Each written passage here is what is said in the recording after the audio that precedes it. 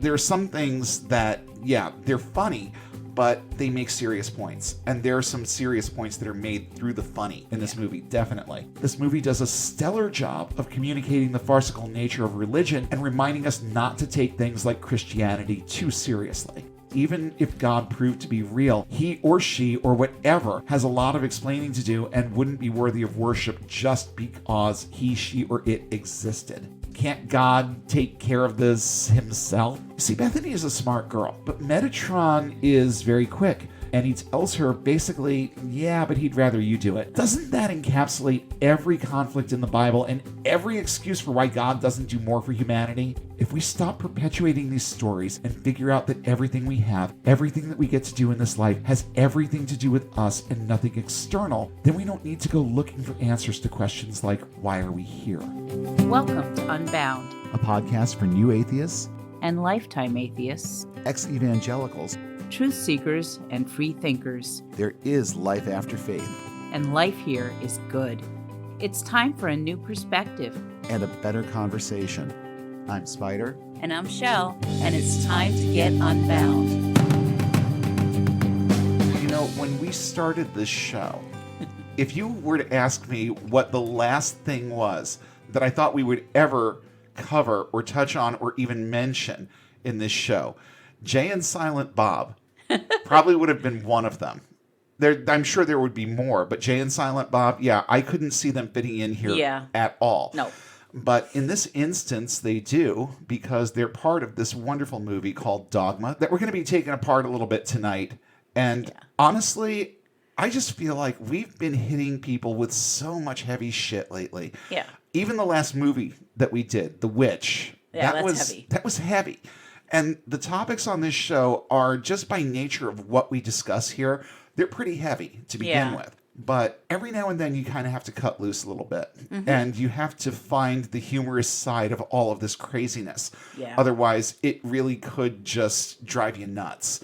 So I've learned to laugh at things like Kat Kerr and these so-called prophets. Yes. And all the craziness that they try to push on the public, and that they successfully push on the most gullible among us. For one night, I just want to not be angry about this and just look at something that lampoons this whole subject of theism so well that it's definitely worth a mention.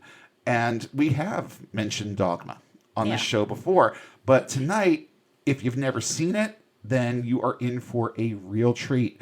I'm Spider. And I'm Shelle. And if at this point you haven't seen the movie Dogma, all I can say is good luck, because it's a difficult one to find. You're not going to find it streaming anywhere. You're not going to find it new on the shelves of any of the stores, any of the Best Buys out there or anything like that. And there are reasons for that you can Google on your own. But suffice it to say that the likelihood of this movie ever getting any kind of meaningful distribution again is very, very small. But the whole thing does exist on YouTube, and I'm not going to provide a link because it's a clear copyright violation.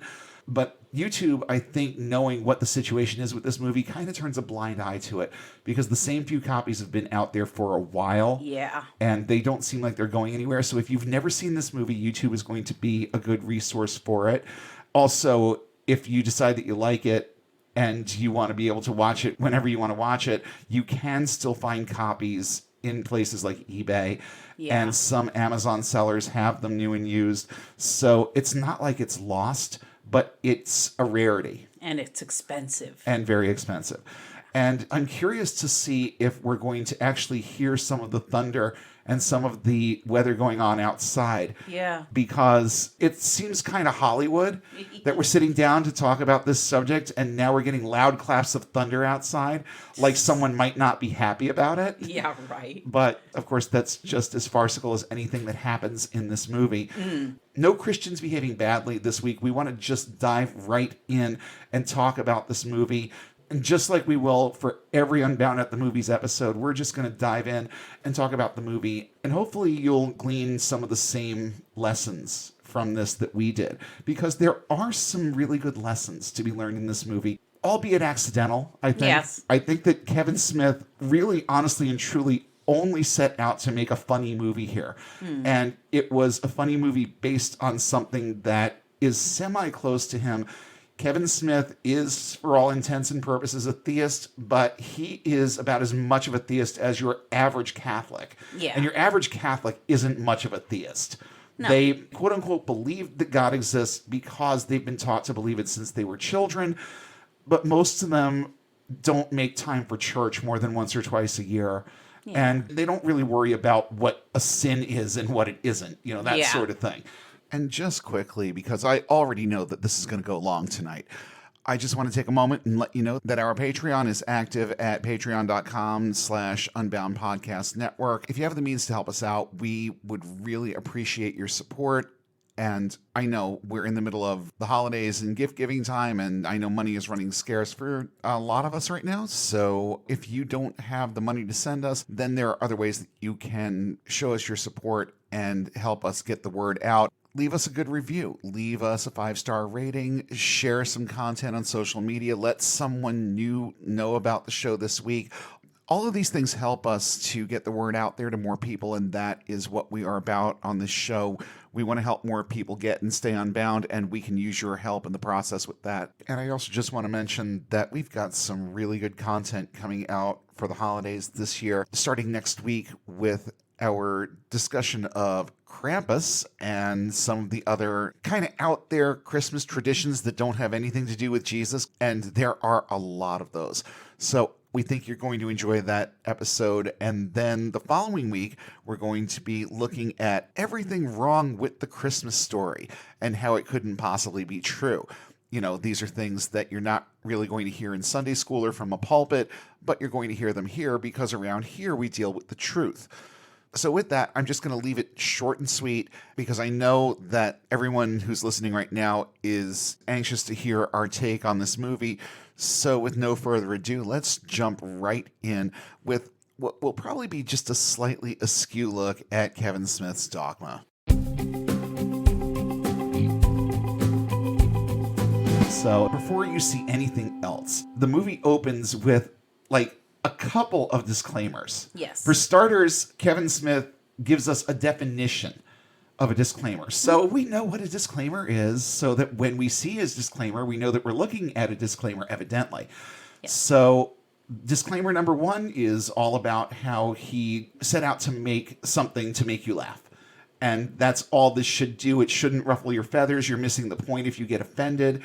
And the thing that kind of needled at me a little bit at the very end of that first disclaimer was how he said judgment is reserved only for God.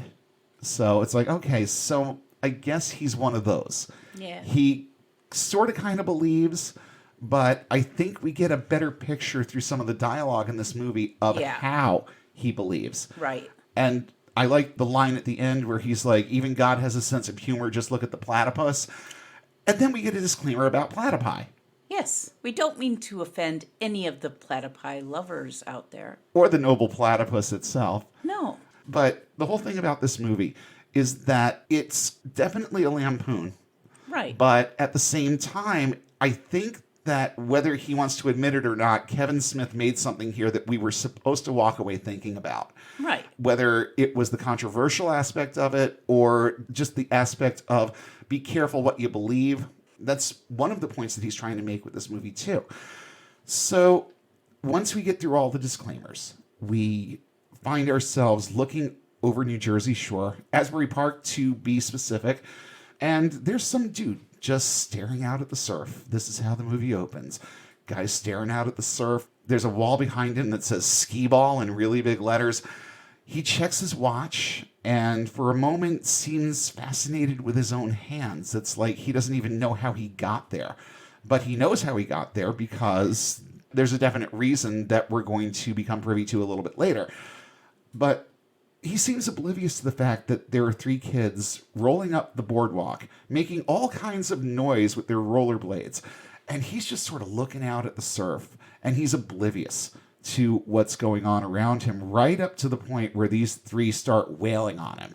Yeah. And boy, do they wail on him. They literally beat him within an inch of his life. You don't see the whole thing, but that's what's happening here. Right. And there's no explanation for this. We don't know who this person is, what his significance is to the rest of the movie. All we know is that these three brats are just wailing on him. Yeah. So the scene then cuts to our first look at one of my favorite characters in this thing, Cardinal Glick, played by the late, great George Carlin. George Carlin is one of the actors in this movie who is not with us anymore, and I miss him tremendously. Yeah. He was an atheist among atheists and made absolutely no bones about what he thought of religion. Right.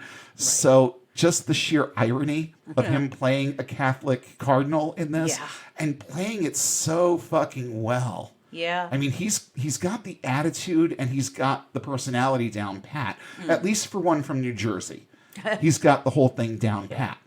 And he's holding a press conference wherein he informs the people that have gathered at his church that the church, not his church, but the church, Mother Church, the Catholic Church, is retiring the image of the crucifix in favor of what he self-monikers the Buddy Christ. It's like, this is just a working title. We're probably not going to go with this, but it kind of fits. It really fits. And, you know, just to describe this thing in words really wouldn't do it justice.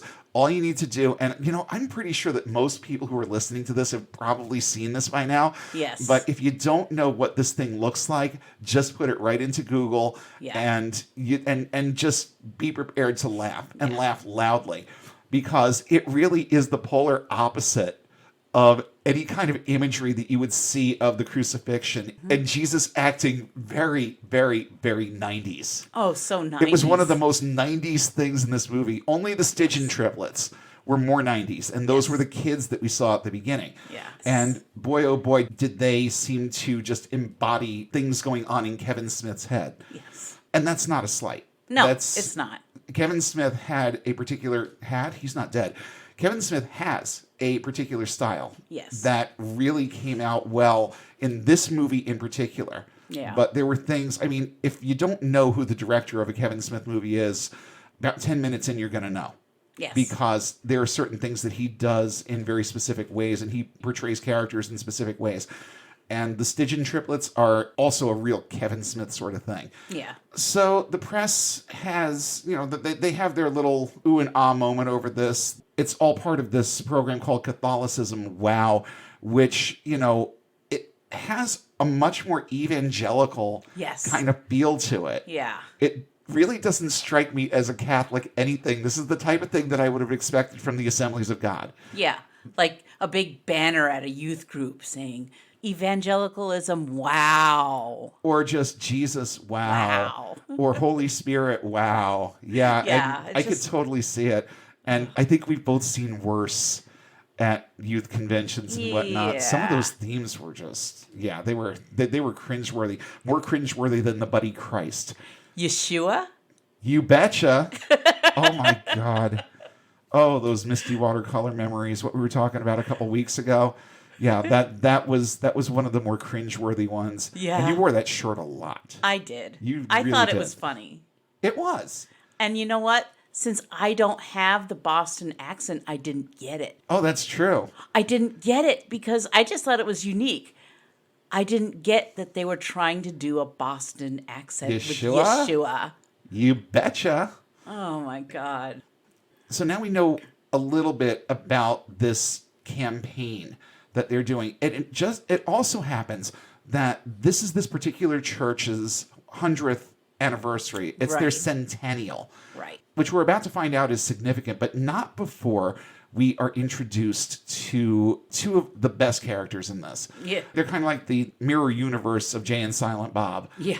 And there are two characters named Loki and Bartleby. These two are fallen angels who weren't bad enough for hell, but they raised enough of a stink in heaven that God decided that they didn't belong there anymore. So he exiles them to Wisconsin. Yes. And where they have been for a long time. I'm wondering where they were before Wisconsin, because all of this stuff went down long before there was a Wisconsin. Well, maybe they banished the angels to like modern day, or at least, like founding of Wisconsin. Possibly, but I still feel like there's more to this story that we're not told. Yeah. But it really doesn't matter because it's just funny enough that they've been exiled to Wisconsin. So they're hanging out at one of the airports, and I'm like, gee, does Wisconsin have airports? No offense if you're from Wisconsin. They're kind of a big state. Yeah. And I did a little bit of Googling, and they have a lot of airports. Yes. So they could have been at any one of the airports in Wisconsin, and they were people watchers. Bartleby especially was kind of a people watcher, and he was fascinated with people and their behaviors. And of course, because he's not human and he has certain powers, among them being able to see what's going on inside people's heads, it makes it even more interesting for him. So when we first meet Loki, he is having this conversation with a nun and basically eviscerating her faith with some of the most logical assessments of Christianity that, you expect to hear this on like The Thinking Atheist, or The Atheist Experience or something like that. You don't expect to hear it from a character in a comedy. And the way that he ties it in with The Walrus and the Carpenter, Lewis Carroll, and that whole thing that he goes through with her on that. And that is the thing that kind of changes her mind on the whole theism. She's a nun. Yes. And he manages to make an atheist out of her in like a couple of minutes. It's like, damn, if it was that easy, I wouldn't have needed to do 90 episodes of this show so far. Well, he's an ex-angel. Well, yeah. But I mean, really, is he trying to send that poor lady to hell? Isn't that the punishment for unbelief? Now, you see, you're thinking like an evangelical. Because Catholics don't look at it quite the same way. True. She's not going to go to hell for not being a nun anymore. Right. Because you got to understand, we're talking about a religion that is a lot more works-oriented. True. So she's put in her time. Yeah. And in Catholic terms, that actually means something. So I don't think that the point was to send her to hell. I think the point was to just let her have a little bit of a life. Yeah. And that was most of it. And honestly, what the hell are we doing? Why are we doing what we're doing? To help some people along the way get their lives back and start seeing this shit for what it is. Yeah. And that was kind of his MO. Although the ironic part of it is that in this universe, God absolutely exists. And Loki has had conversations with God. He's been in God's presence. And Bartleby brings this up to him. It's like, you know for a fact that God exists. And you're like one of the better atheists out there. So yeah, it's a game for Loki. This whole thing is a big game. And this is where we get Bartleby's assessment of the airport, because apparently Bartleby likes to hang out at the airport because he likes the whole people watching thing. And he says that the airport basically represents humanity at its best. Right. And then starts pointing out all of the sins and shortcomings of the people around them. It's like this woman gets off her plane and is greeting her boyfriend / husband, whoever this guy is. And Bartleby is pointing out that she cheated on him while she was away. And it's like, but you know what? Look at them. At this moment, it doesn't matter. They're just so relieved to be back in each other's arms that doesn't even matter at this point. So his take on people is interesting, but a lot more, what's the word I'm looking for? A lot more accurate than you would think it would be on the surface, given that this is a comedy. There's a lot more accuracy and truth in the things that these two say in particular. Between them and Rufus, there's a lot going on there that kind of transcends the comedic aspect of this. But we're told in the very beginning to treat it all as comedy. Yes. So I try to suppress it a little bit, but at the end, when I give my final assessment of this, you're going to find out there are some things that, they're funny, but they make serious points. And there are some serious points that are made through the funny in this movie, definitely. So apparently Bartleby has summoned Loki to the airport. Right. So Loki is a little bit perturbed that he was called away from his cartoons to have this meeting with Bartleby. And Bartleby hands him a newspaper clipping and says, "We're going home." Someone sent them this clipping. Right. We don't know who at this point, but we will find out. And it's like, why on earth would you even take this seriously? But, there's a lot more. There's a lot more to this part of it. And it becomes an obsession for Bartleby. And as Bartleby starts explaining this to Loki, we cut right back to the church where Grant Hicks, cousin of Dante from Clerks, is giving the choppiest news report that I've ever heard. He says, and I quote, "The rededication of St. Michael's Church on its 100th anniversary is a kickoff to a new campaign that seeks to bring Catholicism back into the mainstream. With a papal sanction, the archway entrance to the century-old Jersey Shore house of worship will serve as a passageway of plenary indulgence, a little-known Catholic belief that offers all who pass through its arches a morally clean slate." So, yeah, anything that I see related to Catholicism that has the word indulgence tagged onto it, I'm skeptical of to begin with. I mean, let's think about this. This is where I started out, and I knew about indulgences, and, you know, they didn't end with Martin Luther. No. Unfortunately, we also have evangelicalism because of indulgences, because indulgences were the focal point of the 95 Theses. Right. So that word puts a bad taste in my mouth. Just thinking about what it entails and how people are hoodwinked into doing things and giving money, and not just money. There are other things that the church has over the years gotten people accustomed to doing, so that they can wipe their slate just a little bit cleaner before they die. But this is an all-out, soul-cleansing, complete clean slate that's open to anyone who walks through the archway of this church. And that right there is the entire focus of this movie. Bartleby and Loki think that they're going to be able to walk through the archway of this church, and everything that they ever did to offend God is just going to be forgiven.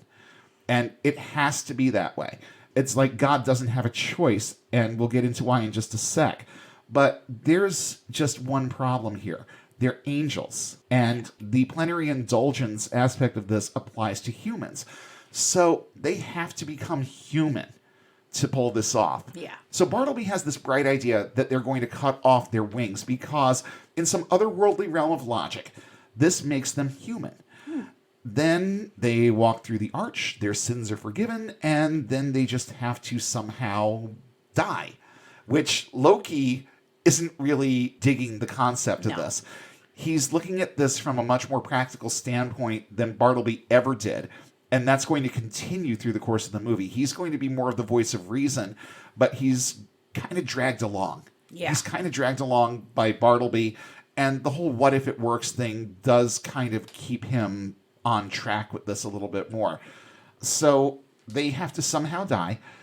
And the problem here is that they also won't be angels anymore, but they'll be human, and they'll get to go back to heaven. They'll be home. They won't have the same status or anything that they had before, but at least they'll be in familiar surroundings, and it's not fucking Wisconsin. Again, no offense to our Wisconsinite listeners, but just think about it. If the events in this movie are true and heaven is as good as it's made out to be, would you rather be there or Wisconsin? I mean, just think about it for a sec. So Loki, again, being the voice of reason here, brings up a little problem that he sees with this plan. He says that the plenary indulgence thing is just a church law. It's not a divine mandate. And because this was something that was thought up by men, then it may or may not be legit. It may not work. Bartleby then counters with his own argument, and I've heard this one before. Actually, when I was in Catholic school, I learned about some of this and what Peter's place was and what was promised to him. And this is what Bartleby comes back with. He says, one of the last sacred promises imparted to Peter, the first pope, by the Son of God before he left was, whatever you hold true on earth. And Loki finishes the sentence and says, I'll hold true in heaven. And it's like he's having an epiphany. Right. It's like, you know what? This actually could work. And if you want the reference for it, it actually is right there in the book in Matthew 16, 18, and 19. That's the point where Jesus says this to Peter and then repeats it again just 2 chapters later in Matthew 18, 18. He says it again.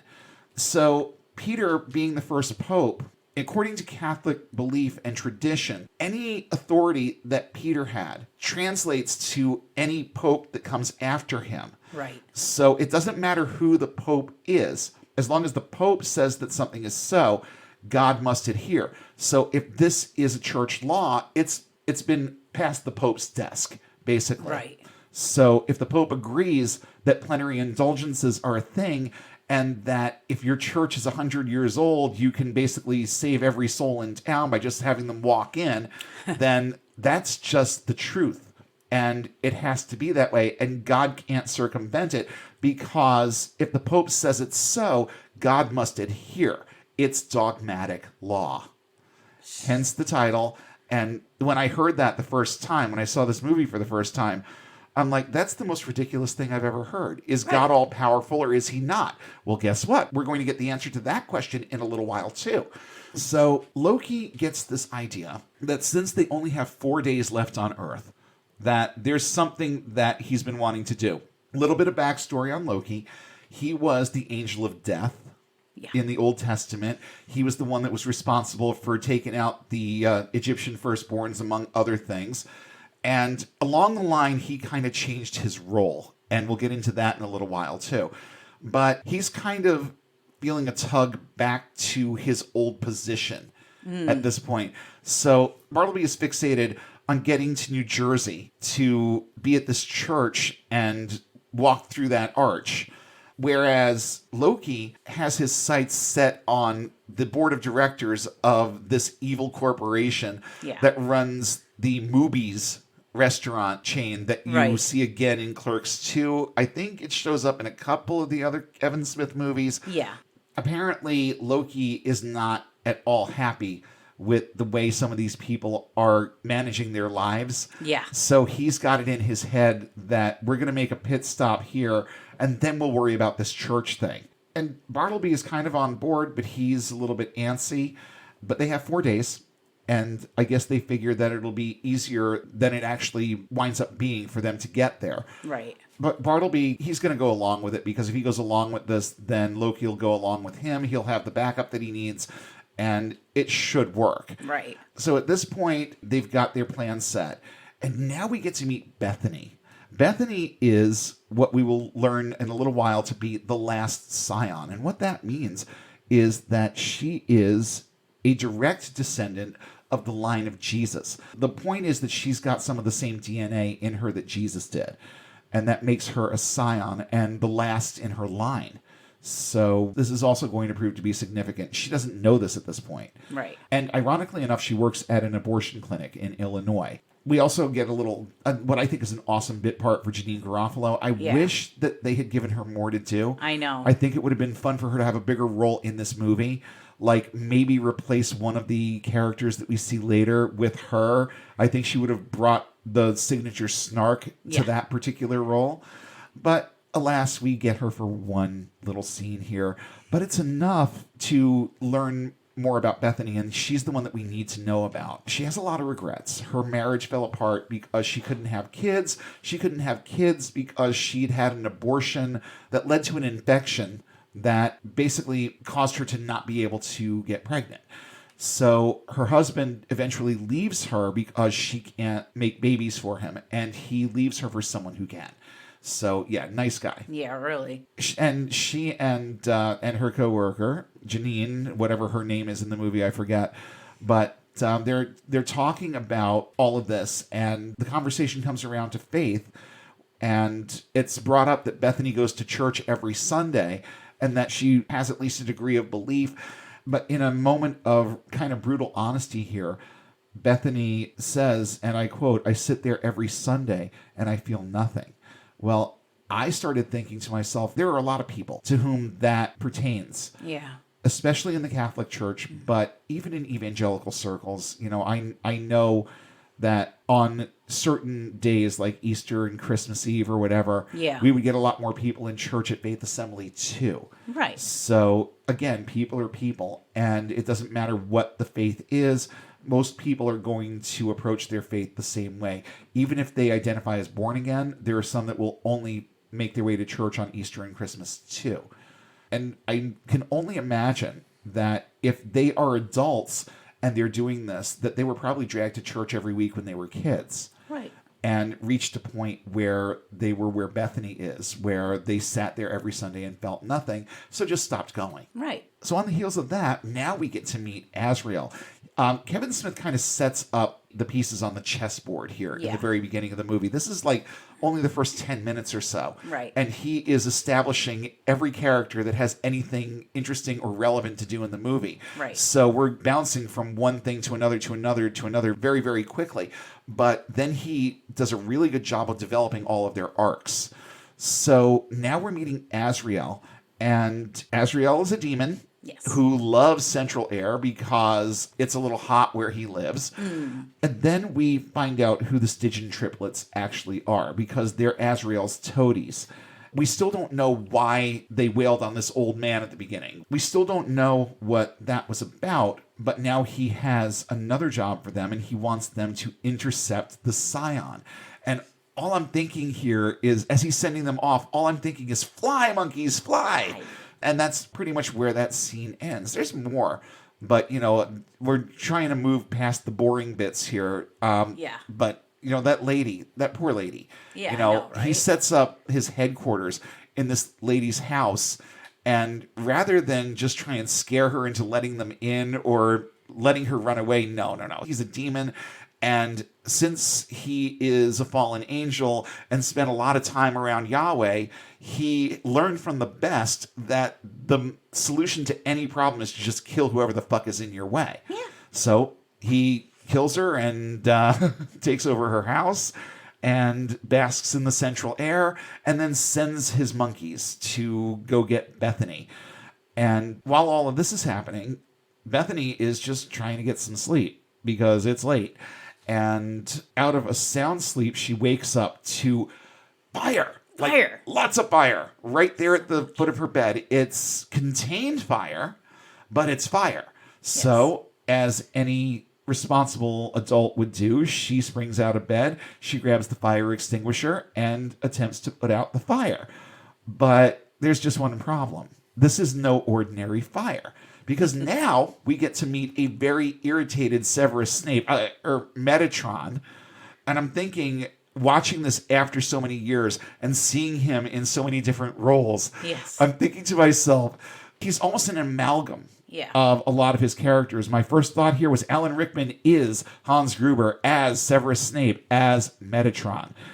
And I'll admit, there was never an instant in my life where I hoped that Alan Rickman would drop trow on screen. But in this instance, it's pretty damn funny because if you ever saw a Led Zeppelin album cover, that's pretty much what he looks like down below, because angels and the like are androgynous. Yes. And we find this out about Bartleby and Loki earlier too. But this is the visual that we get. It's marvelously low budget, 90s level visual, but it gets the job done. One thing that I like about this character, though, is that it predates, only by a couple of years, but it predates Harry Potter. It predates him as Snape. But it's like, he reminds me of what a younger Snape would have been like. Right. And he's got Snape's signature grump, but he's got something that Snape never had, and that's wings. Yes. And what a wingspan he has.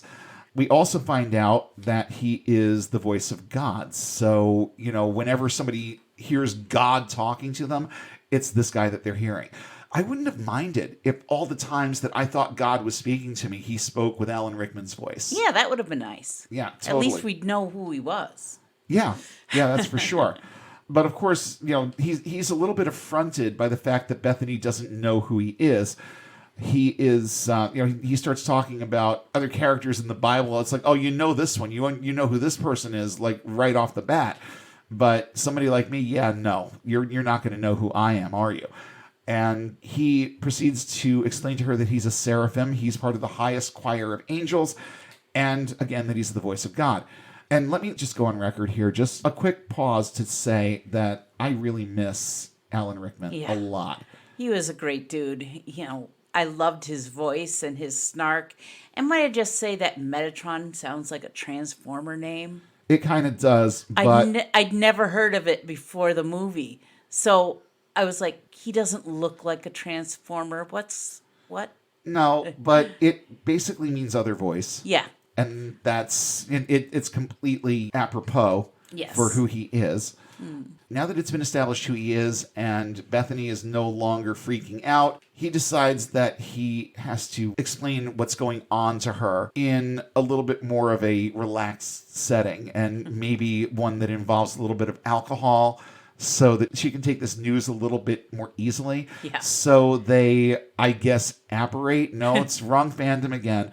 But they instantly find themselves in what she thinks is Mexico. Right. Because she never gets out and doesn't realize that they're at a restaurant on the other end of town, basically. Yeah. But they're sitting in this restaurant, and Metatron he's slamming shots of tequila, but he's not swallowing them. No. He's taking, well, not really shots. He's taking sips and then spitting them out, which, of course, seems a little bit strange, but we're going to find out why in a sec. So Bethany, at this point, is being charged with what he calls a holy crusade. He wants her to visit this small church in New Jersey on a very important day. Remember, she's in Illinois, okay? And he's telling her to go to New Jersey just to go to this church because it's an important day. And since that doesn't work as well as he hoped it would, then he hits her with the fine print and says that she's going to need to stop a couple of angels from entering this church and negating all existence, because that is what's at stake here. And the person or the entity who sent that clipping to Bartleby understood this. Yeah. But Bartleby is so fixated on the notion of going home that I'm not sure if at this point he's thinking about it. But I do think that in the back of his mind, because he's very smart. Yeah. And the fact that he can read people's thoughts tells me that he must have known. Yeah, He must have. But I think he chose this route for the same reason that Azrael chose it, which he will admit to a little bit later. And he knows. Azrael knows that this is a thing that will be brought about if this plan works. So at this point, Metatron tells Bethany, like, everything that anyone would ever want to know about Loki and Bartleby. He says that once Loki was done taking out the firstborn of Egypt, Bartleby kind of took him aside for a post-slaughter drink. And, several rounds in, they get into this discussion about whether or not murder in the name of God is okay. And Bartleby has his own take on this. And Bartleby is, of course, very persuasive. And, he's the smart one of the pair. Loki isn't stupid. I mean, just based on the way that we meet him, we know that he isn't stupid. But he's definitely not on Bartleby's level. No. And when he's half in the bag, then, of course, the alcohol messes with your ability to make good decisions. So while Loki is drunk, Bartleby convinces him to quit his position and take on a lesser one. I'm not sure that Loki understood how much lesser things were going to be at that point. But the point is that it wouldn't involve slaughter. So, very inebriated, Loki tells God that he quits, throws down his fiery sword, and gives God the finger. And that, according to Metatron, ruins it for all angels, because now they're not allowed to imbibe alcohol, and that's why he's sitting there taking shots and spitting them out, because he literally physically can't swallow it. Then he explains that if they do manage to get in, they're going to have reversed God's decree. And then he says, now listen up, because this part is very important. Existence in all its form and splendor functions solely on one principle, and that is that God is infallible. To prove God wrong would undo reality and everything that is. Up would become down, black would become white, existence would become nothingness. In essence, if they are allowed to enter the church, they'll unmake the world. Some of that's in the movie and some of it's just in the script. There were some gems that got cut from the script. Yeah. But I think that the actors had a little bit more, they had a little bit more latitude than some directors would allow. But I think some stuff did get lost that should have stayed in. There's some stuff that Metatron says in the script that I really wish had been in the movie, but they make up for it later because there's a whole scene with him that's not even in the script that I thought was brilliant. But another thing that I thought of the very first time that I saw this was something that one of our professors had to say on this same subject. He made the point that there are absolutely positively certain things that God can't do. Right. that there are still limitations to an unlimited, infallible, omnipresent, omniscient being. There are still limits and provisos. There are things that God can't do. And one of the major ones was lie. Well, it was one of the ones that he decided to fix on during that conversation. Right. And he said, so let's just say that God were to tell a lie, that he knew to be a lie. And if he's God, then he has to know that it's a lie. So he tells a lie. And what happens at that point is that not only does everything that we are, everything that we know cease to be, it literally never was. Because he would have done something so contrary to his nature that it would negate him. And that's the same exact concept that's being used here. Yeah. So it's like, geez, when did Kevin Smith go to Valley Forge? But yeah, it was far from a foreign concept. I heard this, and all I could hear in my head was this professor telling us this in, I guess it was my sophomore year or so. Now, Bethany is, she's kind of nonplussed by this whole thing. She kind of blows it off, and she's like, okay, so they found a loophole. Good for them.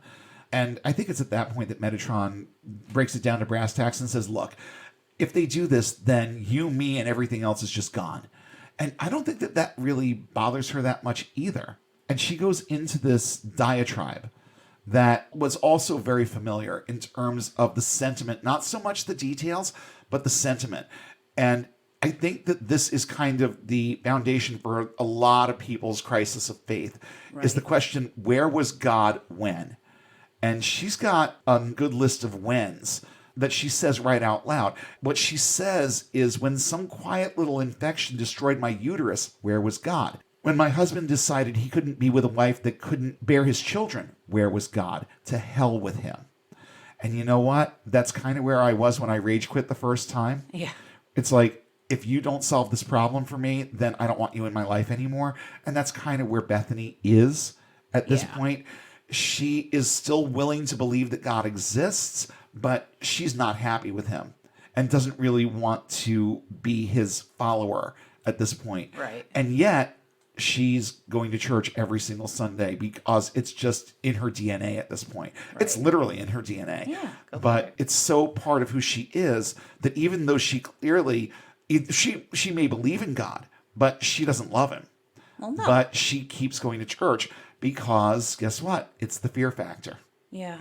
And those thoughts run very deep. The fear factor isn't just for evangelicals. It's for Christianity in general. Mm-hmm. Evangelicalism came from somewhere, and guess what? This was it. Yeah. Even though they hate the Catholics. Evangelicals and Catholics, they're like oil and water. Right. But without the mother church, then you wouldn't have Cat Kerr. So, and take that as you will. True that. So Metatron, I guess he's trying to sweeten the pot a little bit here and tells her that she has the opportunity to become, quote, mother to the world by saving it from Bartleby and Loki's hijinks. And he promises that she'll have support in the form of prophets. Speaking of Cat Kerr, but there's going to be two of them, and you're going to like them way more than you would like Robin Bullock or Cat Kerr, that's for sure. Yeah. There's one who talks incessantly and one who doesn't talk at all.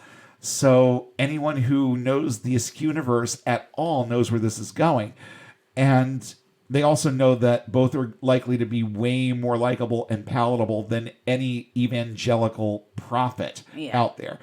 Even the silent one, especially the silent one. Yes. And Metatron tells Bethany that they will identify themselves as such to her when they find her. They will identify themselves as the prophets. So, of course, she comes back with even more logic.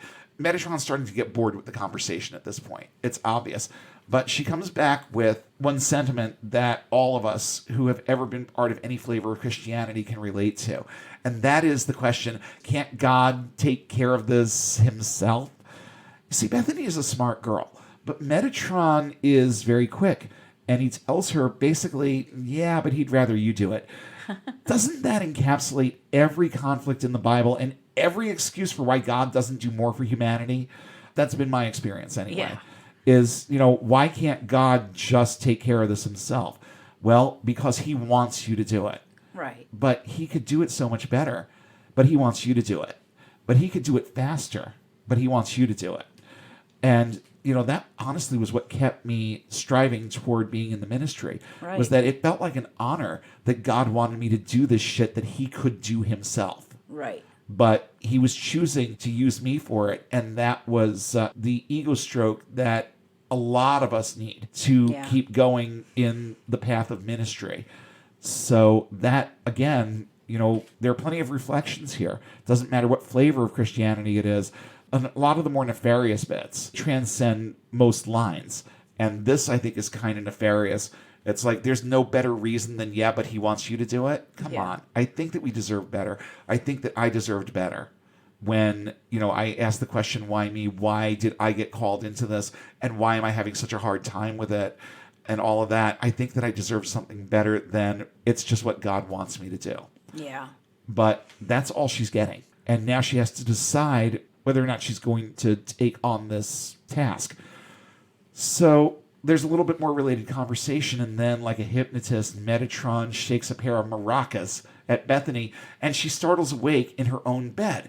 And I'm guessing for a split second there, she's thinking, okay, that was just a dream. But then she notices the pair of maracas in bed with her. So, something happened. Okay, this was not a dream. And now she's got a decision to make. So, major time jump here in terms of this movie. This whole thing takes place over 4 days. So we see her asleep in bed, and then we jump immediately to the next night after work. That's one of the more jarring parts of this movie to me. Yeah, it was kind of mystifying to me at first. Yeah. And then I realized, it's the next night. Okay. Yes. Kevin Smith tells a good story. Yeah. But there have been occasions in a few of his movies where he could have told it a little bit better. Yeah. And this was definitely one of them. But the bottom line is that I guess, and to quote Alfred Hitchcock, film is like life with the boring bits left out. Yeah. So I guess nothing interesting happened that day. Right. And that's why we get this. Everyone's kind of in transit at this point. If you're looking at every arc in this movie, there's a real in transit kind of mood to it. Right. So it's the next night, and Bethany is about to have a run-in with the Stygian triplets. She's on her way out of work. It's the end of her work night. And there they are, still in their grunge-era Kevin Smith hockey fetish glory. And one of them checks her, and she drops her keys. Then one of them slap-shots the keys under her car so she can't get to them, and now she's basically cornered. This does not look good. The Stygian triplets charge at her, and then, literally from out of the shadows, snooch to the motherfucking nooch, and we meet Jay and Silent Bob in their role in this movie. It's our heroes. They are the prophets, and they are literally busting it Ninja Turtle style. That's what I thought of at that moment. It's like one of the early scenes in the original, the only Ninja Turtles movie that matters. Yeah. Where April is being jumped by those thugs and the turtles basically save her and disappear. Yes. Well, the prophets aren't going to disappear. No. They've got an agenda, okay? Yes. They're there for reasons that have nothing to do with any of this. I love these guys. Oh, yeah. They have this enigmatic likability, even though they're not really the best of people. No, not necessarily. It's in Clerks, they're drug dealers. Yes. And they're actually still drug dealers. They're just drug dealers in Illinois for a specific reason at this point. And before they get into any of that, I'm thinking, so what? This is Illinois. God teleported these two from Jersey to save the damsel in distress. What exactly is going on here? And kind of impressed, actually, that they show up here, because it's like, for once, God is doing something to help out, right? Well, not really. There really is no ecclesiastical hocus pocus to any of this. We find out that Jay and Silent Bob are in Illinois of their own accord, and that they're only hanging out outside an abortion clinic to try and get laid because, as Jay so eloquently puts it, abortion clinics are a good place to meet loose women. Why else would they be there unless they like to fuck? So, well, that's what I mean. They're enigmatically likable, but they're terrible people. Yeah. Yeah. So Jay, basically, he has done his bid to save the damsel in distress, and he's making a beeline for the coochie, like, immediately. He's asking for his payment for his services rendered at this point. And of course, he has the nerve to get all huffy when Bethany doesn't just give it up in the parking lot of her workplace. So rejected and really, really irritated about it, Jay decides to pack up Silent Bob and go back to New Jersey to sell drugs for profit. Ding. And there's a literal ding. Yes. Because you can hear the alarm going off in her head. New Jersey? Profit? Okay, so maybe it's not the same word, but in a homophonic sort of way, it's the confirmation that she needs. Yes. So yeah, it's not even the same word. It doesn't even matter. All things spiritual, and this is another one of those wonderful lessons that we learn in this movie, all things spiritual are up for infinite interpretation. May as well. So Jay and Silent Bob never do anything, well, I won't say never do anything prophetic, but they don't do anything that is purposefully prophetic. Right, no. They're the accidental heroes in most of the movies. That's the thing, which is kind of the trope that Kevin Smith wrote around them. Yes. So now we cut back to Bartleby and Loki, who are buying guns from, I guess it's not Randall, because they're not in New Jersey at this point. It's going to take them a while to get there, but it's Randall from Clerks, and I really wanted this to be Randall. But again, the thing about the Askewniverse is that some characters maintain their roles, but a lot of them get switched up.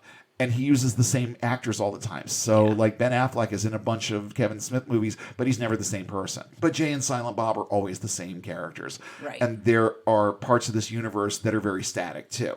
Like movies. Movies is an Askewniverse thing. Yeah. And when they're on the train later on, Jay and Silent Bob are talking about the events in Mallrats. Yeah. So certain things, and the ironic part about that is that Ben Affleck is in that movie, and he plays a different character, and they don't notice a resemblance. Nope, when no they're just shooting the shit with Bartleby and Loki later on. But that's true Askewniverse style there, and so is the reason why Jay and Silent Bob are actually in Illinois at this point. Not to get too far ahead, Bartleby and Loki are buying guns. And Bethany has basically convinced Jay and Silent Bob to at least stick around and hear her out, not necessarily help her or let her deadhead with them to New Jersey or whatever it is that she's trying to do. But she decides to ply them with diner food. I know it would work on me. Yeah, I like some good diner food. They're sitting around and they're discussing John Hughes movies. And here's where we find out why Jay and Silent Bob are in Illinois. They're there on a failed pilgrimage to Shermer. They wanted to visit the town where all the John Hughes movies take place. Yes. And they get to Illinois and they find out that this place is fiction. Okay, the internet existed at this point. Maybe look it up before you travel halfway across the country, but that's not the way these two do things at all. No. So I'm sitting there and I'm thinking, great, the Askewniverse set out to find the Hughesniverse, and never the twain were ever going to meet. Jay uses this tale of woe to try and make another plea for sex. Bethany kind of dismisses it, doesn't really respond this time, and simply asks them again to take her to Jersey. Jay isn't really into it if he isn't going to get his dick wet, but she figures out a way to talk their language just long enough to get them to agree. And these three magic words are what does it. She says, "I'll pay you." And they agree. For $100. $100. The 90s. Yes. When $100 would entice you to do something like this. So they're getting on their way, and we find out that Jay really doesn't know how to drive stick because they're out there on the highway doing 95, and he's in like second gear, and the engine just sort of seizes up, and that's the end of their mode of transport. In the meantime, Bartleby and Loki are on a bus to New Jersey, and they're having more cerebral conversations. Bartleby chides Loki about being incapable of killing people anymore, and Loki decides to take the bait. And he starts engaging with this couple on the bus, and finds out, not finds out, because he can do the same thing. That they can both do the same thing. Right. They know that these people they're having an affair. Right. And, of course, judgment is about to befall them. These vile sinners, they have to pay for their sins. And the guy's kind of a dick, so you don't really feel bad for him, but just the whole randomness of it at this point in time, it's another example of Loki taking the bait when Bartleby tries to get him involved in something that is kind of nonsensical. I still don't know why this one thing didn't unravel at all. Because between this and what happens a couple scenes later, it's like, how did they even make it to New Jersey? because it advanced the plot if they made it to New Jersey, and that's the entire reason right there. So Loki has resumed his previous role and has exacted judgment on Cheaty Pete, and in so doing also does a good job of clearing out the bus. In the meantime, Jay is still convinced that he's going to fuck Bethany. And he's making all kinds of appeals here because that's what Jay does. It's kind of all he thinks about. Yes. And she is rapidly deciding in her head that the quote-unquote prophets are nuts. But she can't get away from the circumstances. So she kind of knows that she's right about them. But she's like, well, Jesus fuck, why does it have to be these guys? That's sort of the sentiment that I get from her there. And with that, it's time for us to meet Rufus. They don't have any mode of transport. So they're literally walking. Okay. They're walking down, I don't even think it's a highway. They're like out in the middle of nowhere in the Midwest. And they're walking down this very long road. And Jay is still a little bit irritated that he can't have his way with Bethany. And he says something along the lines of, what's wrong with you, lady? Guys like us don't just fall out of the sky. Well, enter Rufus, who literally falls out of the sky right onto the pavement in front of them. Just out of nowhere, there's this black dude, a naked black dude in the middle of the road. And no one, of course, knows who he is. And when he finally comes to, he lets them know that he was Jesus's 13th apostle. Why wasn't he in the Bible? Well, he wasn't in the Bible because he was black. Yeah, and that's the entire explanation for it. So, of course, Chris Rock is playing Rufus here. And I think that this was kind of a role that was made for him. Yes. And it may very well have been. I'm thinking that sometimes Kevin Smith, when he wrote these characters, he had actors in mind for them. Right. So Rufus he's about as Chris Rock as they come. Yeah. I don't think that Chris Rock really had to act in this one. He was just being Chris Rock, calling himself something else. And he was very, very good in this. I liked him a lot. Yeah. We find out that Jesus owes him $12 and basically told him when he was going to die because he gets a letter from Jesus that says, I'll see you in 2 years. So now he knows he's going to be martyred. It's kind of macabre, but funny at the same time. Yeah. So now they're all proceeding to walk to New Jersey, but wait, the triplets are right there. For whatever reason, they don't take any real action. They're just sort of there doing recon, I guess. And they cut a rift in space-time and report back to Azrael. So our heroes they're walking. They're just walking. And apparently all that walking works up an appetite for them. So now we are having gross breakfast sandwiches at movies. If you ever saw Clerks 2, you see them make these sandwiches. Oh, God. Ugh. They look terrible. nasty. They look so nasty. But Rufus then starts bitching about not making it into the Bible because only white guys made the narrative, and he's not wrong. I saw a meme recently where somebody posed the question, what's something that's not in the Bible that everyone thinks is in the Bible? And the first answer that they got was white people. Yeah. And it's so true. Yeah. It is so true. There isn't a pasty white person anywhere in this narrative. And I love his little diatribe here where he says, among other things, a black man can steal your stereo, but he can't be your savior. That in reference to Jesus also being black, which he makes a point of bringing up. So he's got a lot of complaints about the role that he played in Jesus' ministry. And then he says that's what's particularly insulting. Between the time when he established the faith and the church started to officially organize, the powers that be decided that while the message of Christ was integral, the fact that he was black was a detriment. So all renderings were ordered to be Eurocentric, even though the brother was blacker than Jesse. Jesse who? Jesse Jackson? I'm not sure what he meant there. But then there's a line in there that I feel like today wouldn't work as well. It wouldn't work. Where Rufus says that faith should be colorblind. Now, this is a kind of 90s way of looking at things as far as I'm concerned, because today saying things like, I don't see you as black, aren't exactly considered to be complimentary. No. So the concept of colorblindness might be more of a pejorative than Kevin thought when he wrote this particular line. But not so much back then, I guess. I don't know for sure. I feel like I'm probably a little bit too white to be commenting on this conversation.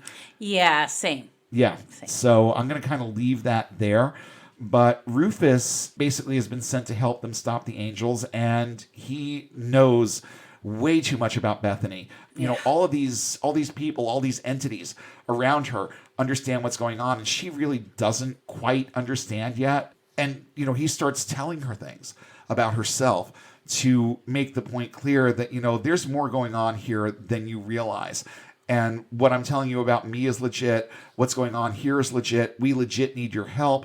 And of course, Jay has to start running his mouth. So Rufus kind of aims the crosshairs at him for a second here. And we learn, not that we wanted to, what Jay masturbates to. And I'm certain I didn't want to know.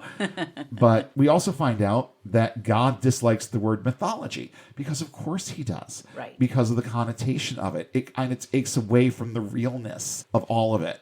Even though in Bible college, we use the term mythology to describe what goes on in the Bible.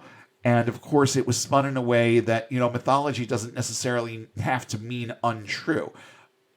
It kind of does. Yeah. It kind of does. Kind of. But we're going to learn a little bit more about Catholic mythology right now, because it's time to meet the Muse, a.k.a. Serendipity, a.k.a. Selma Hayek. And surprise, I don't know if she's a stripper or just a go-go dancer. I think that she's more on the go-go dancer end of things. We're going to learn more about her and what her role is in all of this in a little while. And there's one very interesting tie-in that we learn toward the end that I probably shouldn't have been surprised by, but I still was. So once we get a good look at her, we get a little bit of her personality. We find out that she has a slightly different view of who God is than the rest of them do. And I mean, they've all interacted with God. But just to make the point clear that people's interpretation of God is always going to be very individual, we find out what she thinks God is, or who or what she thinks God is. And then we come back to Bartleby and Loki, who have made their little side trip to crash that movie's board meeting. And shit is about to get real. Bartleby starts by listing the company's properties and exploits, and then he turns the crosshairs on the board of directors, who he refers to as idolaters. All of this is being done to stoke Loki's fire a little bit. Yeah. Because Loki's going to be the one that takes care of business here in a minute. And I don't even want to get into some of the stuff that Bartleby brings up about these people. It's just a clear reminder that it doesn't matter how well you know somebody. There are always going to be things about them that you don't know, and you're probably happier not knowing. Right. That's everybody that you come into contact with. Even the spider. Yeah, there's skeletons in that closet too. Bartleby starts outing everybody's sins, and it stokes Loki up, but not really visibly. Loki is like cool as a cucumber through this whole thing, and then kind of walks out and leaves the audience sitting there like, okay, but wasn't the point of this? And then bam, he comes back in and just takes out the entire room, except for one person that they decided basically lived a clean life. So they let her live. And that was that. But before he takes everybody out, he has to lay out his manifesto. And then he says, none of you has anything to fear anymore.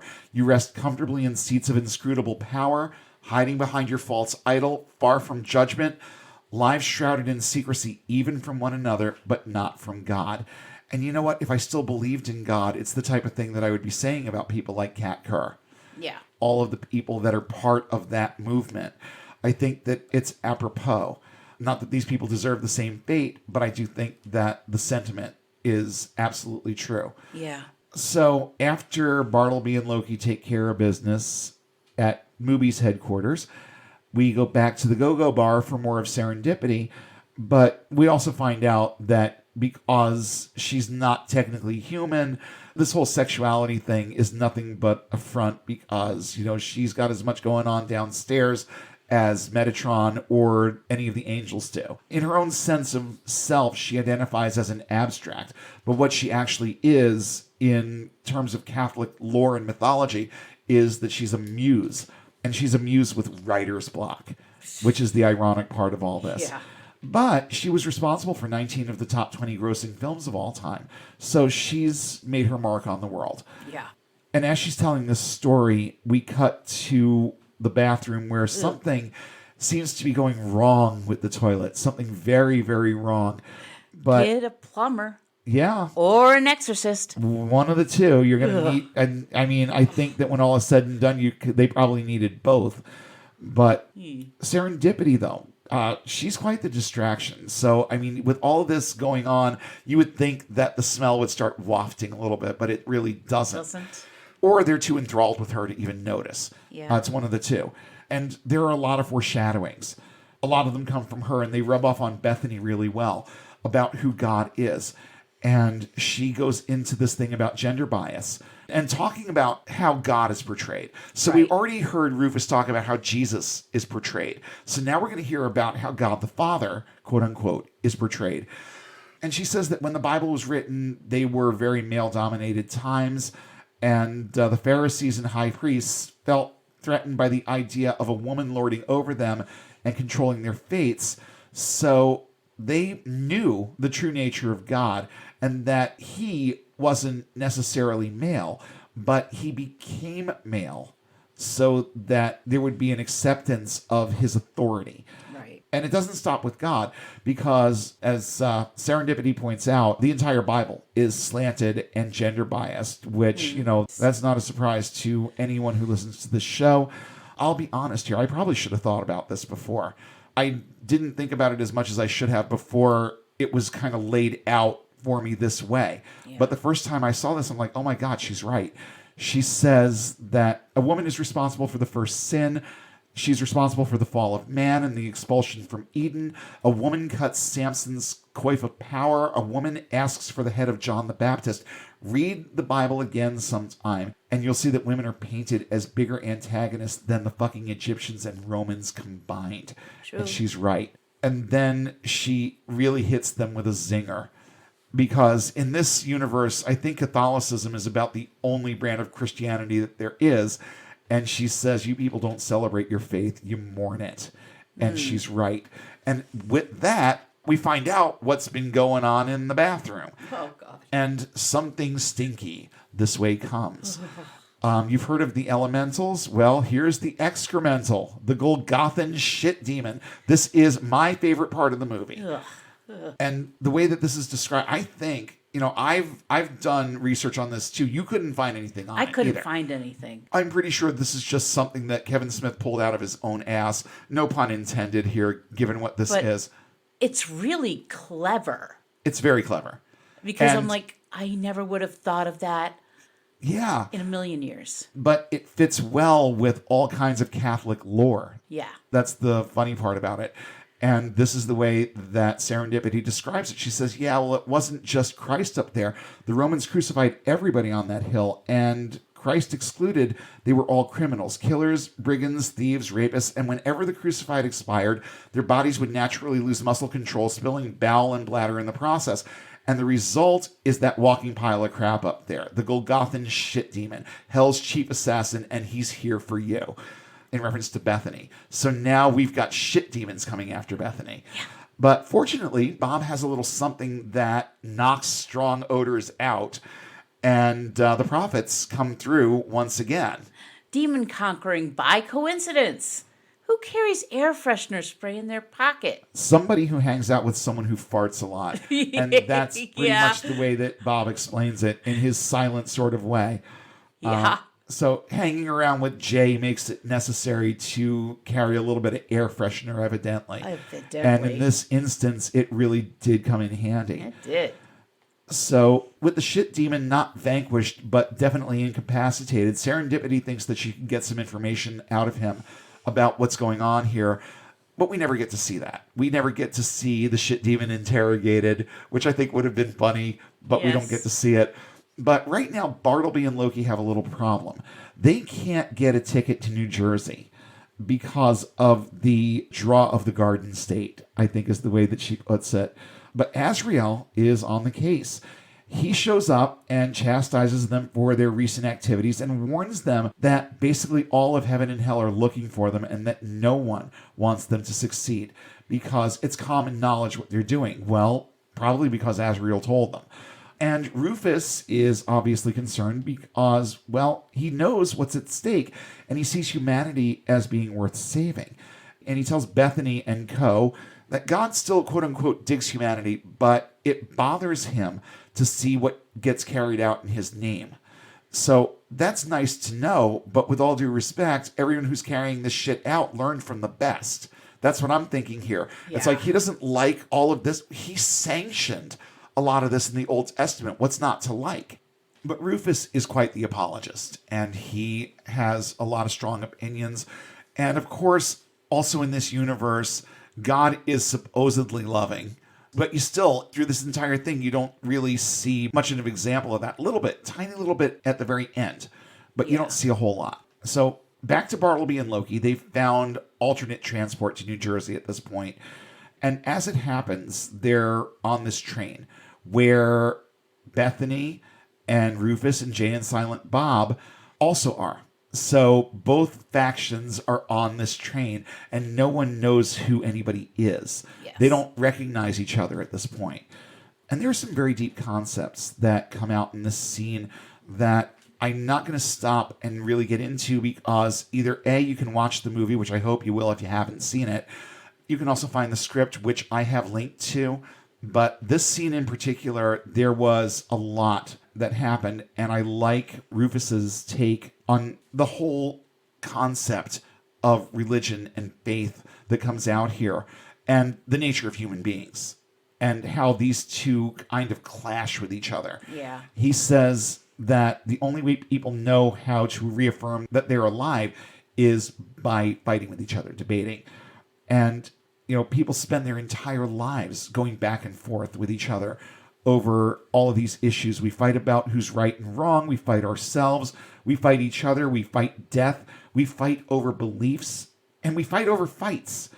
That's an interesting way of bringing it full circle. He says that we believe that to stop debating is to stop living. And isn't that, it's so true. Yeah. And it transcends religion. We argue and fight with each other about everything. And we do it because asserting our opinions about anything is asserting our sense of self. It reaffirms our sense of self within us. That's kind of the point that he's making there. He also makes the point that people die and kill for their beliefs, which is why belief really isn't a great idea. Right. Having belief is nowhere near as practical or useful as having actual ideas about things. Right. And he explains that a little bit later too. And then we learn about how Bethany lost her faith, and we got a little bit of this earlier too. Right. But in this instant, she says that she remembers the exact moment that she just decided it was all bullshit. And it was when she was on the phone with her mother, and her mother was trying to counsel her through what was happening with her marriage. And mom says something like, "There's always a plan." And Bethany says, and I just got so angry. I know she was talking about God, right? God had a plan. But I was like, what about my plans? Don't they count for anything? I had planned to grow old with my husband and have a family. Wasn't that plan good enough for God? And again, I think about some of the things that I was going through when I rage quit the first time. Yeah. And it's like, well, what about what I want? I've been doing what you want literally since I was 15. At this point, I've been doing everything according to what you told me you wanted. And you're kind of leaving me out to the wolves here. That was my sentiment. And boy, oh boy, could I relate to what Bethany was talking about here. And Bartleby decides to chime in and says that there came a point where God just stopped answering him. And that was what did it for him. He knows that God exists. Right. But any admiration or respect that he had for God disappeared when God disappeared on him. That's basically what he's saying there. Now, of course, they're on this train, and there's alcohol involved again. Mm-hmm. And Bethany is half-cocked, and she's talking. And again, none of these people know who each other are. Right. So she's just having this conversation with Bartleby and starts spilling the beans about all of this. And a light goes off in Bartleby's head. And at this point, shit is about to get real. And now comes the standoff. Rufus starts moralizing about consequences, and Loki and Bartleby aren't hearing it. Bob jumps Loki and chucks him out of the train and then takes care of Bartleby as well. I felt really, really bad for this poor sod that's on this train. It's like there's only one person on this train that isn't in this group, and he's watching all this happen, and he's just looking at Silent Bob like, what the hell are you? And that's when he pulls out the Indiana Jones and says, no ticket. I love it when he does the nerdy lines. It's about the only time he talks. Yeah, pretty much. Pretty much. But he does have some other good things to say, especially in the other movies. They don't let him say much this time. No, they around. don't. No, he doesn't say He's only much. got 2 lines. That's it. Yeah. But Loki is apparently starting to have second thoughts. And I mean, not that he wasn't all along, but he's really starting to have second thoughts now. And Bartleby is as obsessed as he's always been, and he's getting angrier as time goes by. He's becoming more and more resolved that this is something that they need to do. And for him, it really boils down to he's jealous of humanity. Yeah. He's jealous because God seems to love humans more than he loves him. And that's a problem for Bartleby, obviously. So he's feeling unloved, and the more Loki protests, the more it firms his resolve that this is something that needs to happen. Loki does not want to kill Bethany, and he even has a soft spot for Jay and Silent Bob. But Bartleby is very persuasive. Oh, yeah, I didn't even mention that they, for whatever reason, they're in a parking garage, and I have no idea how they got there either. Yeah. It was just, I guess Kevin Smith found a cheap place to film a scene, so Probably. they filmed it there. And this is where Bartleby just kind of loses it. You see just how angry he is. And he says these humans have besmirched everything that's been bestowed upon them. They were given paradise and they threw it away. They were given this planet and they destroyed it. They were favored best among all his endeavors, and some of them don't even believe that he exists. He's shown them infinite fucking patience at every turn. And that's where I kind of stopped and said, Bartleby, have you read the Old Testament? I mean, you lived it apparently. So where was the infinite fucking patience with Pharaoh? Yeah. You know, just let's just think about that one instance, and there were so many others. And then he says to Loki, I asked you once to lay down your sword years ago. Why? Because I felt sorry for them. And where did it get us? Expulsion from paradise. Where was his infinite fucking patience then? We've paid our debt. Don't you think it's time we went home? All the while, he knows better. Yeah. And we're going to find out. And in true Bartleby style, because he has a strong influence over the weaker-minded Loki, he says, don't let your sympathies get the best of you. And with that, Loki is very taken aback, and he is definitely starting to worry.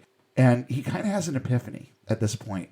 And he looks at Bartleby in a way that he hasn't throughout this entire thing. And he says, I've heard a rant like this before. And it's implied and then stated outright that he's talking like Lucifer. Right. And Bartleby is not happy with that parallel that Loki is making there. And Loki starts really understanding what's going on here. He says, you're not talking about going home. You're talking about war on God. Well, fuck that. I've seen what happens to the proud when they take on the throne. So now he's becoming less enthused by this whole thing, but he's still following along because that's kind of what Loki does. He just sort of follows along. Yeah.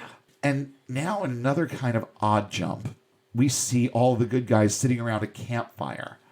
And I don't quite understand how all of these scenes, how we're supposed to get from point A to point B with a lot of this. I really don't. And I think that just might be on purpose. Probably. But the good guys are sitting around a campfire, and Bethany has her why me moment of the movie, and she kind of loses it. Yeah. She gets very emotional at this point, and Rufus kind of comes back again, the perpetual apologist who really, really, really legit loves Jesus. Yeah. Says, how do you think Jesus felt when he was a child and figured out who he was and the weight of responsibility that came along with that? And, he's kind of trying to downplay what Bethany is going through here. And I don't think that's very fair. Yeah. Because Jesus did, in fact, if you follow the narrative of the story, Jesus was, in fact, fully human and fully divine. So he had his own power in his corner. Whereas this girl, she's just a girl from Illinois, and now she's got this huge weight of responsibility bearing down on her. So I think that it was kind of a simplistic way of dealing with that. And she doesn't understand the whole thing of her being a scion, so he explains it and basically tells her that she's the great, great, great, great, great, great, great, great grandniece of Jesus. And that's where she is right now. That one little strand of DNA is what's holding the whole thing together. But she's upset, and rightly so. And she runs off and has a very wet, splish-splashy, Roy Neary Close Encounters of the Third Kind moment here, where she's having this tantrum in the middle of a lake, and Metatron shows up walking on the water. Of course. Because why not? Why not? And he's there basically to talk her down. She is literally fed up. She's screaming about how much she hates God, and Metatron, cool as a cucumber, reminds her that at this point God can't hear her because God is incapacitated and no one knows where he is, which is not out of character for God in this universe, but there's a reason why at this point. And there is a definite disconnect that's going on here. God is incommunicado at this point. So she tells him, I don't want this. It's too big. And now we've got a little bit of Metatron's apologetic side coming out. And he says, well, that's what Jesus said. Well, again, how do you even compare these two? Yeah, it's like comparing apples to particle accelerators. But apparently it works because it does kind of, it kind of brings her down off the ledge, at least for that moment. Right. And Metatron makes the point that Jesus grappled for years with the reality of who he was and what he had to do, which is why there's nothing about him from age 12 to age 30 in the Bible.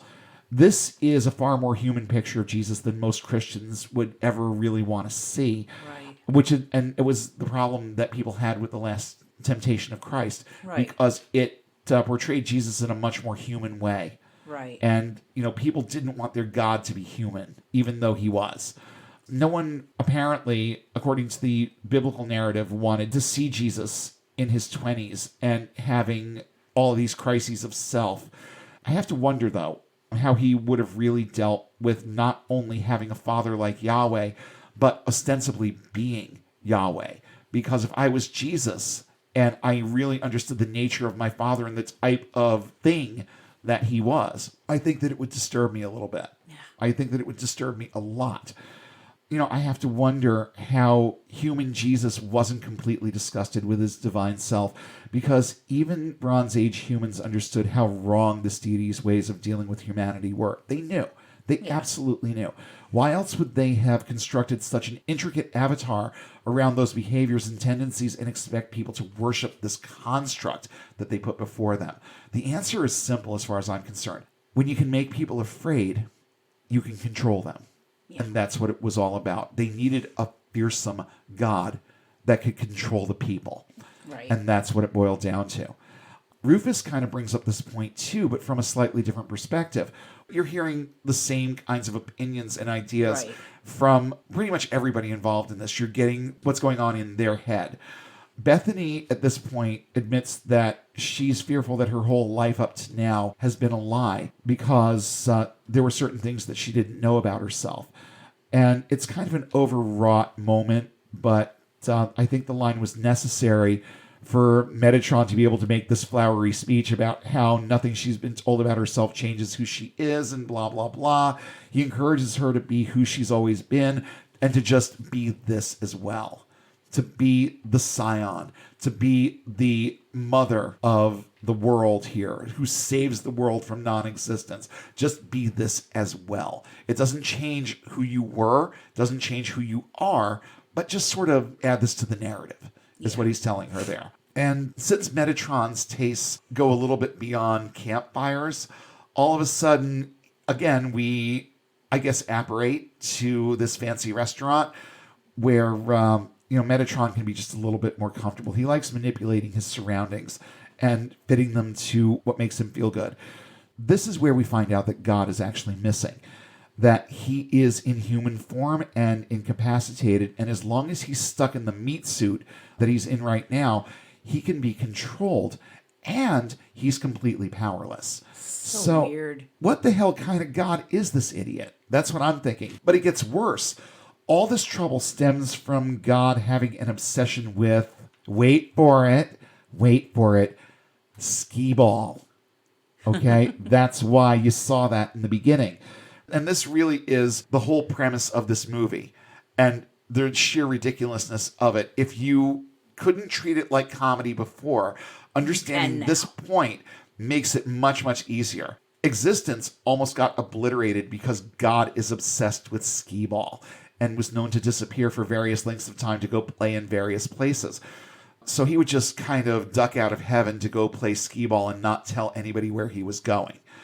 And this was one of those instances, and he let his guard down just a little bit too much, and now all of existence can just cease to be because of his obsession with skee-ball.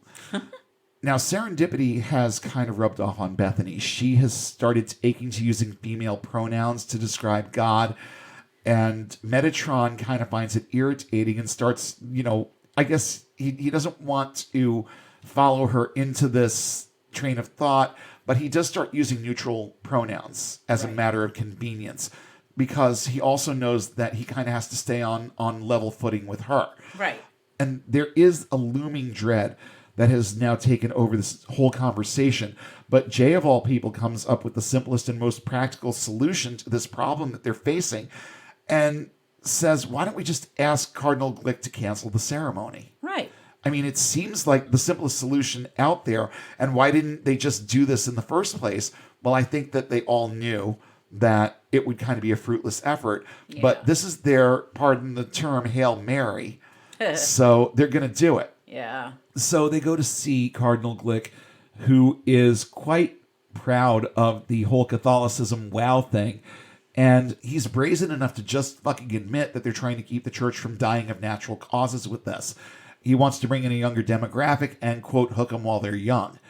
So they ask him nicely to cancel the ceremony, and they tell him why in very specific terms, which Rufus is not happy about. He's like, and Bethany is spilling the beans about all of this, and he's like, will you shut up? Because he knows, and anybody has to know how crazy this sounds. And Glick, he responds to it the way that he would have either way, but I don't think Bethany's approach here helped very much. He literally thinks that Rufus and Bethany are nuts, but in this context and at this moment in time, who wouldn't? Then he offers this little gem. He says, the Catholic Church does not make mistakes. And Rufus is instant in season the way that we're all supposed to be as good Christians. And he says, well, what about the church's silent consent to the slave trade? And Bethany, also quite instant in season, says, what about their official platform of non-involvement during the Holocaust? Yeah. And Glick is determined that the ceremony is going to happen and it's going to go off without a hitch. He is not about to be swayed, and he says it twice. The ceremony is happening and it's going to go off without a hitch. And with that, we see Bartleby and Loki crossing the border into the good old Garden State. They have arrived in New Jersey. And here we are at another dive bar, and all of our heroes are kind of sitting around commiserating because this was, again, their kind of last-ditch Hail Mary effort, and it fell flat. So now no one really knows what to do next. But for some reason, I don't know whether this was divine ordinance or what, but for some reason, Jay and Silent Bob decided it would be a good idea to steal Cardinal Glick's golf club. His driver, to be exact. They just did it. And it's not really explained why, but it's going to come in handy in just a sec. Asriel shows up with the triplets. So now it's kind of the final showdown. This is their kind of last stand. And it looks like all is lost. It looks like Azrael is going to get his way. And his goal here is to just hold these people in place so that they can't disrupt these plans any further, and they're just going to sit there and wait for the world to end. Now, the bartender in this place, he's the only one who is not in on the story, and he doesn't like Azrael at all and tells him to leave. Azriel, being the crafty sort that he is, he convinces the bartender to pour him a drink for the road, and he orders a holy bartender. Now, what happens next is every bit as disturbing as Joker's disappearing pencil trick in Dark Knight, because let's just say holy has an E in it in this instance. Yeah. And just out of thin air, Azrael has, he takes out, I think it was an Uzi. It looked like an Uzi. That he just decided if the bartender's not going to make it, he's going to make it. So he makes a holy bartender. Now, Serendipity decides that she's going to lay it out in very, very specific terms and tries to explain to Azrael, in case he wasn't acutely aware at this point, of what his little plan involves. But as it turns out, he does know, and he's choosing non-existence over going back to hell. And he flat out doesn't care what the full ramifications are here. And we find out a few other things about these two, that there's a relationship there that they don't really go into very much. But basically, for all intents and purposes, these two are siblings. Azrael and Serendipity are quote-unquote siblings, and that is to say that they were created at the same time and had similar purposes. Azrael was also basically supposed to be a muse, an artist, and things about him kind of evolved over time. So while they're having this little conversation, we cut to the church on the day of the ceremony, and there's Bartleby and Loki. They show up to set the record straight about a few things that Glick is saying during this press conference. Glick refers to the church as God's house, and Bartleby decides to set the record straight on that. He says, God doesn't live here anymore, and tells the crowd to prepare to taste God's wrath. And with that, the bloodbath begins. But our heroes are still stuck in this dive bar where the big reveal is going on. And then we find out a little bit more about Azrael. He refused to fight in the war in heaven, so when the smoke cleared, he was kicked out. And Serendipity starts acting all superior because she decided to stay and fight, which meant that she was allowed to stay in heaven. So the way that it's explained is that Lucifer got restless and started his own little war for the throne. And then at that point, heaven became divided into two factions, the faithful and the renegades. It was angel against angel, and then the ones that fought on the side of Lucifer, the ones that fought on the side of God, and it was all over. God cast the rebels into perdition. But Asriel, he basically refused to fight and wouldn't ally himself with God or Lucifer. He was the real Severus Snape in this story, because just like Severus Snape, he wasn't on anyone's side but his own. So he remained in the middle, waiting to see who was going to come out victorious. And I think that the point was that he was going to side with whoever came out on top, because it was just the smarter option. Yeah. And it's here that Azrael then explains his entire plan. He spent millions of years trying to find a way to outsmart God. He studied every religion and settled on Catholicism because the concept of plenary indulgences basically solved his problem of needing to be set free of hell at any cost. So he saw to it that God was incapacitated just long enough for Bartleby and Loki to pass through the arch. He suggests that they pass the time by watching a little TV, and of course he turns on the TV to what's going on in the news, which is complete chaos. Ugh. And Azrael taunts Bob to hit him with the golf club. And now everyone in the room is getting a little bit irritated with him. And Bob picks up the golf club and wails him right in the chest with it. He's being chided to do it for longer than I think the movie needed to. But what happens next kind of surprised me, but kind of didn't, because I figured something has to happen to this asshole. So Bob takes a swing and literally rips Azrael a new hole right in the middle of his chest, and it's a big one. But I'm a demon. Well, not anymore. Well, no, he's still got a couple of minutes to think about it. Yeah. Before he vanishes from existence. He's got a little bit to think about here. Yeah. He's just so fucking stunned. Yeah, he's just like... I don't think that he's really thinking about the full ramifications of what's about to happen to him. No. He's just like, what the fuck just happened here? And that's how he goes down. Yeah. At that point, Serendipity tells Bethany to bless the sink behind the bar, because this kind of pisses off the Stygian triplets, who are always at Azrael's side. They've been kind of holding Jay and Silent Bob at bay for a little while. They've been doing what they need to do to make sure that nobody leaves the bar. But now it's just an all-out melee. And Bethany goes over to the sink behind the bar and blesses it. and now that's holy water. That's about as simple as it is. Yeah. So she blesses the sink, and our heroes then dispatch the Stygian triplets in true Lost Boys bathtub style. If you've seen that movie, you know what I'm talking about. So, of course, everyone's a little bit surprised that this actually worked, but there's a reason. Of course. It's one of the stupidest reasons out there, but at least it worked in their favor in this instance. Makes sense. Yeah, it did. In this context, it did. Because think about who Cardinal Glick was. This was the kind of prick that liked to bless his golf clubs with holy water so he would get lower scores. Yeah. So basically, Bob kills Azrael with a holy golf club. Yep. That's the entire explanation for it right there. So we've made it to the dramatic climax of this film. The church is in devastation. The angels are nowhere to be found. And, of course, Jay is walking around and he's looking at the carnage and he says, no wonder people don't want to go to church anymore. Jeez. And it's kind of a macabre metaphor, yeah. But I think it's a good one. Yeah. I do think that it's a good one. Now we at least get a little bit of an idea of what's going on here because Bartleby is having fun dropping people to their deaths. It's kind of a role reversal, but still, he is having just a little bit too much fun with this. He's just picking people up from the crowd and just flying up high in the air and dropping them.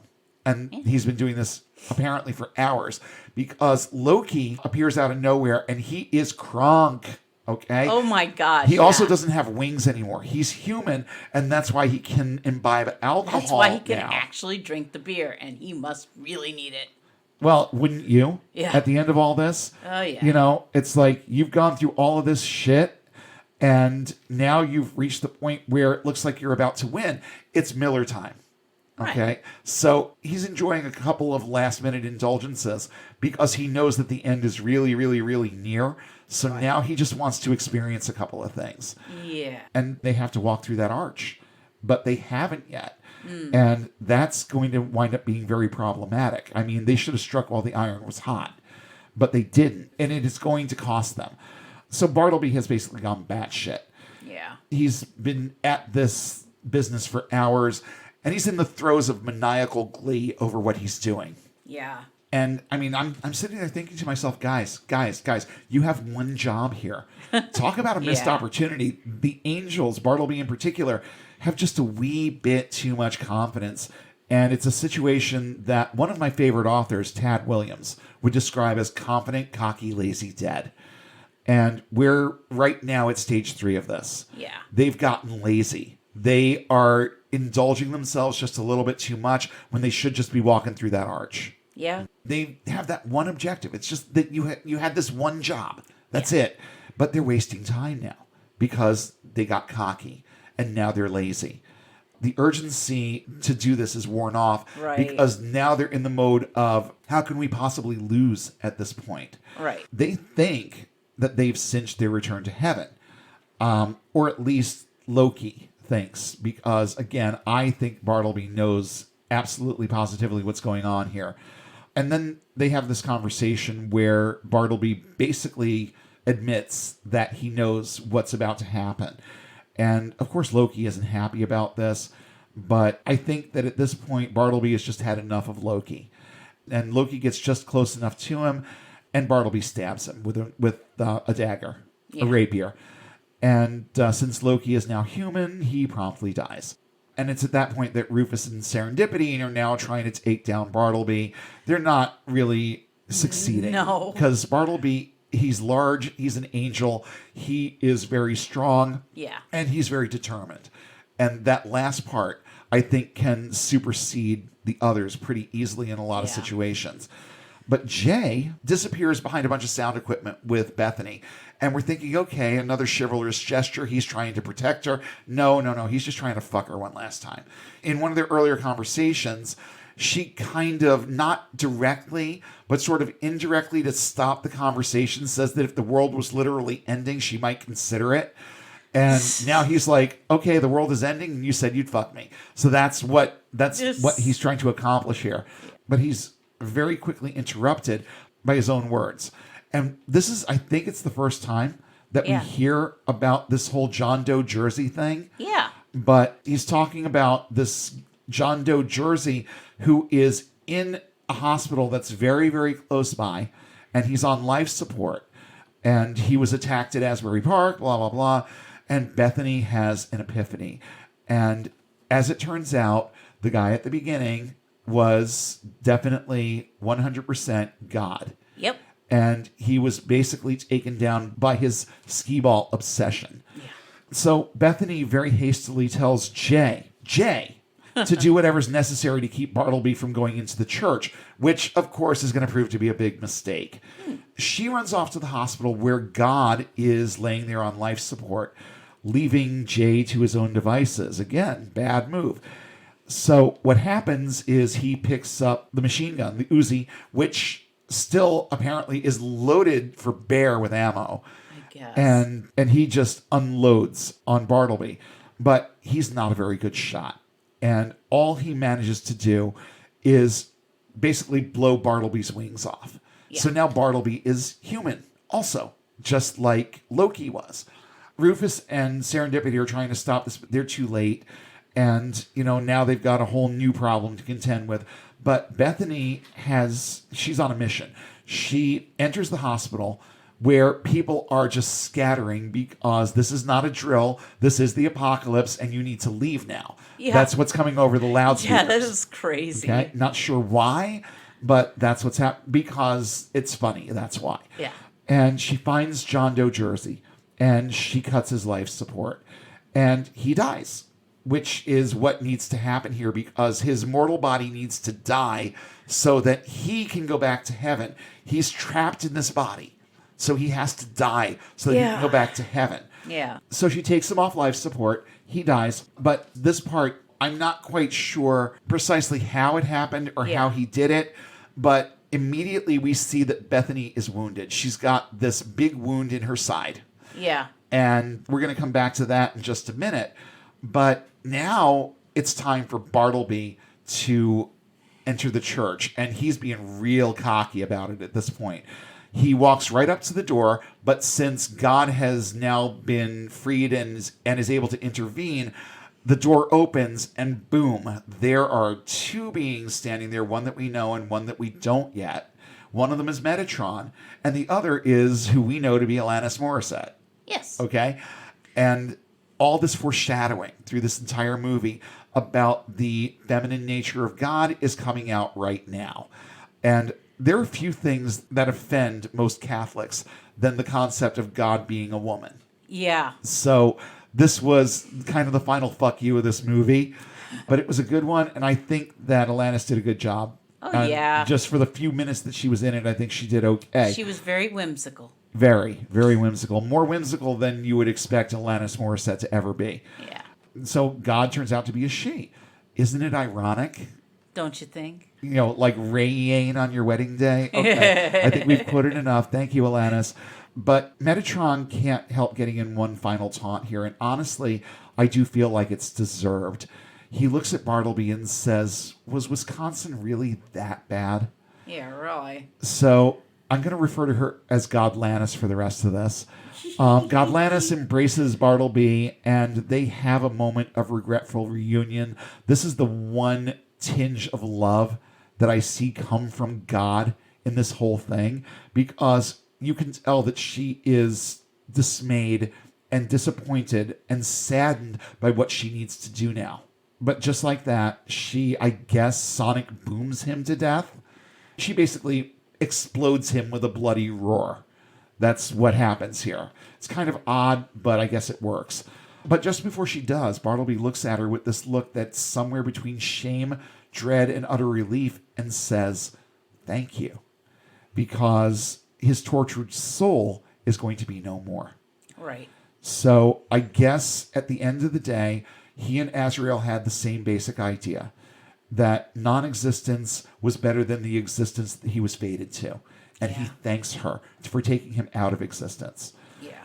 Jay kind of loses it at this point, as Jay often does. And, he's like going off. And he's basically yelling at God and being admonished not to. But Godlannis kind of takes it in stride and gives him a little peck on the cheek, which either calms him down or makes him really, really stoned, because that's how he looks at that moment. You never see his face like that, though. you never see Jay's face go slack. It's like he was angry, and now he's not angry anymore. He doesn't know what to do with himself. Well, she smooched the anger out of him, basically. I guess. So God Lannis is looking around at the carnage, and while she's surveying the destruction, she smiles, which I'm thinking, well, that's typical of this deity, isn't it? This god is known for, having a real love affair with killing people and death and violence and all things just gory and horrible. So she's surveying the destruction and smiling. She then basically sweeps away the clutter and everything just looks normal and clean again. No dead bodies, no blood, no nothing. Everything is just tranquil and serene, except for Bethany, who Silent Bob carries back into the frame, and she is very clearly dead from this mysterious wound. And Metatron makes the point, to be a martyr, you have to die. I'm not sure why she had to be martyred, but okay. She's a martyr now, but no worries, because God Lannis then resurrects her. And then when she wakes up and she comes to, Metatron quotes the opening credits to the $6 Million Man, and God Lannis goes off to sniff flowers and do handstands and basically just enjoy being a girl for a little while. And then Metatron gives Bethany the one thing that she really wants. He tells her that she's pregnant and to take care of the kid because, quote, she has a world of work to do. And with that, I had a real John Connor sort of moment. Yeah. And I would have liked to see how she handled that responsibility later on, but there was never a Dogma 2, and there's a reason for that. Yeah. I would like to see one, though. I would, too. I would definitely like to see that. Bethany then asks God Lannis why we are here. And isn't that the question that's on all of our minds about our existence? Because we don't have the answer to that question. No. Science hasn't even answered it yet.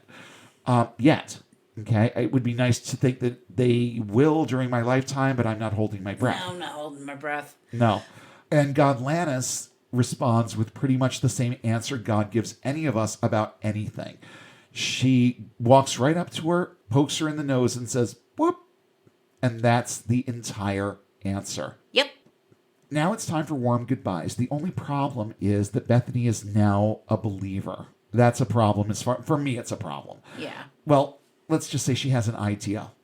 She's taken a leaf from Rufus's book. Yeah. And she has different ideas about what her faith is at this point. Right. The bottom line is seeing is believing, and she's been given proof that God exists. Right. But as Matt Dillahunty likes to tell us, even if God proved to be real, he or she or whatever has a lot of explaining to do and wouldn't be worthy of worship just because he, she, or it existed. Yeah. So that's an important point to keep in mind here. It doesn't matter whether or not God is real. What matters is whether or not this being is worthy of worship and has the power that he, she, or it says they do. Let's use that pronoun. Yeah. And I mean, the overlying message in this movie is that they really don't. And that little whoop, there's a lot of truth in that. Yeah. So I guess the question on a lot of people's minds as we draw this thing of ours to a close for another week is, why this movie? Why choose a movie that begins and ends on the concept of God being real as part of our atheist podcast? Well, spoiler alert, we have other movies on deck that do too. This one, though, has some very deep, although maybe just slightly accidental messaging about God. Oh, really? Like what? Well, like that God needs people to have power. Bethany had to take God off life support. This omnipresent, omniscient, all-powerful being was imprisoned in a meat suit, and there was nothing he could do about it until a person gave him back his power. Yeah. And what's the first thing he does when he gets it back? He kills someone. Because that's what Yahweh does. It doesn't matter that the plan was to resurrect her. It's more of this whole violence to bring about good that we're supposed to think is happening throughout the Old Testament whenever God kills anyone.